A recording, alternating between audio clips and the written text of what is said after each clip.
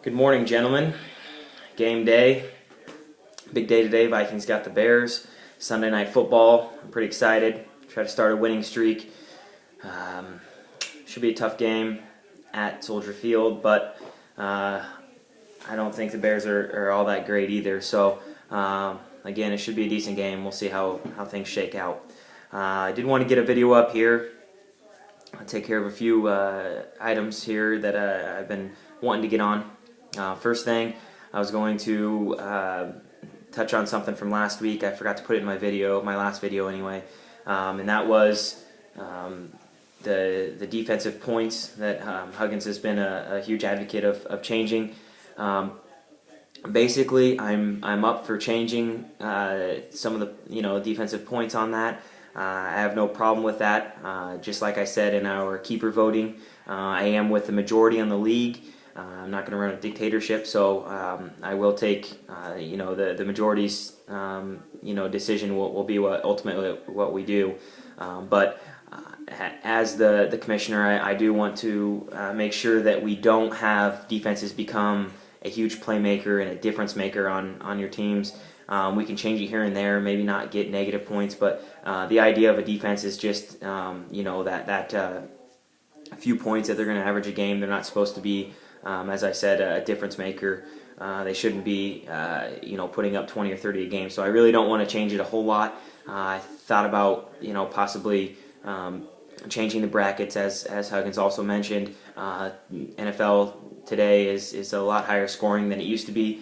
So I have no problem with changing or widening those scoring brackets and also giving it a few more points on there and start negatives a lot later than the 22 to 27 or whatever it is now. Again, I have no problem with that. Other suggestions that I've heard, certainly keep them coming. I can't think of them right now, but we don't need to. I don't feel like we need to make a whole lot of changes, but I mean some of the minor changes that you guys have suggestions for. Again, we can talk about those. My thought is that we can maybe get together. Those of you that are around here, maybe get together in the off season. Maybe have a meal, have some drinks, kind of talk about some things, and kind of figure out what we want to do for next year and moving forward with the league. But enough of that. I wanted to touch on something here. Trade talks sounds like the popular thing is to get on here and disclose what trade talks have went on for the week. So I wanted to right the ship on some things with me and Michael's trades and take care of some fallacies that he is and put on here. So before we get to that here, let's move back to last week when they first began. Now, Tanner and Michael were talking about a trade for Jermichael Finley. I was aware of this on both sides. I heard from both of them what options were being thrown out there before anything was agreed on.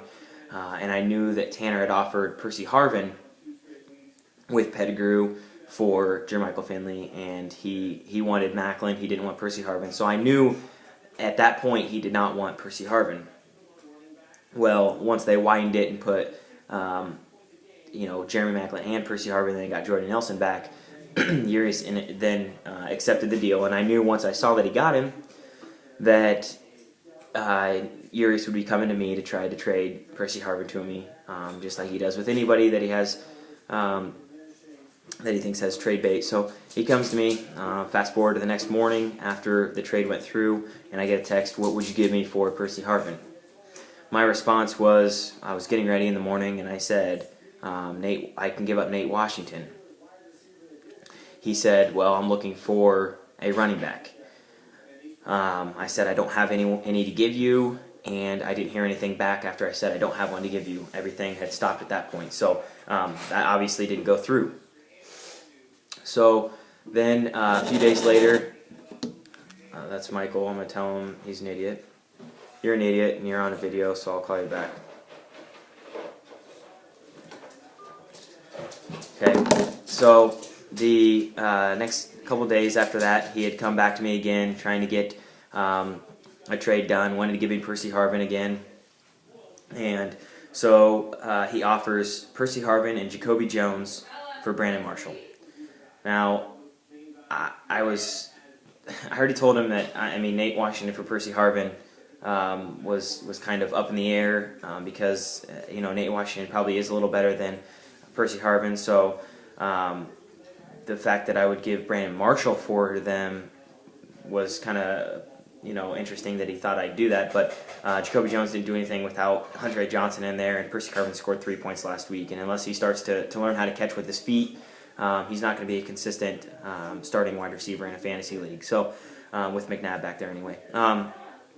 So I said, if you want Brandon Marshall, and if I want Percy Harvin, I'm going to have to make the deal a little bigger.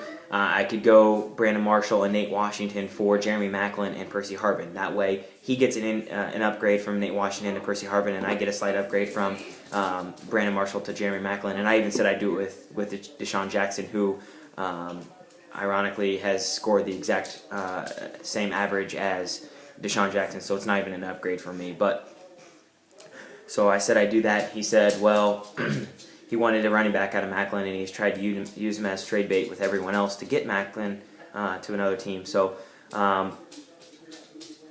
he didn't want to do that at the time, and he also thought that Maclin was going to go for 30, so we'd revisit again this week. So we go through the weekend. Maclin scores, I think, 17, and I said, would you want to do the deal? And he said, well, now I don't want to get rid of Maclin because he did really good with the 17, which is a decent game, but it wasn't his 30 that he thought. So then he said, well, let's do Nate Washington for Percy Harvin. Well, I said the week before that Nate Washington's probably a little better than him, and then he goes out and scores 8 more points than Percy Harvin did. And what's up, buddy? And so I said, obviously I'm not going to do that now. Nate Washington scores, 12, and Percy Harvin scores 3. Then it looks even worse now. So that's where that came from. And that's when he had started with the quarterback talks, because I had a bad week with my quarterback. Although if I would have started my backup quarterback, I would have won. So I didn't actually need Michael's quarterback to win. But so he started with offering me a quarterback.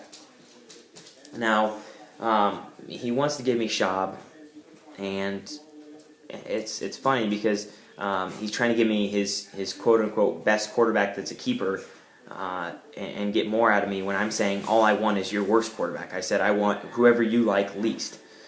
And he's saying, well, that's probably Roethlisberger or Tebow, and I'm like, okay, let's just do something small for them so that I can get an upgraded quarterback without giving up one of my starters.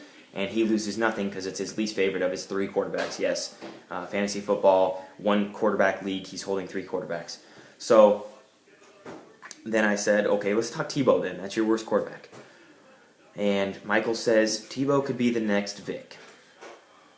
Yes, now I'll give you all a second just to soak that in and get a chance to brace yourself while you're watching this, that Michael said that. So thinks he can score 30 points a game because he's a running quarterback, and I don't know, whatever. So he doesn't want to give up Tebow. No matter what, he's not giving up Tebow this week because he's going to wait till next week. And he wants to start next week. So I said, okay, Roethlisberger's your 3rd favorite. So what do you want to do for him? Well, he still wants Brandon Marshall. And my problem with giving up Brandon Marshall for a quarterback is then I'm stuck starting Hines Ward this week.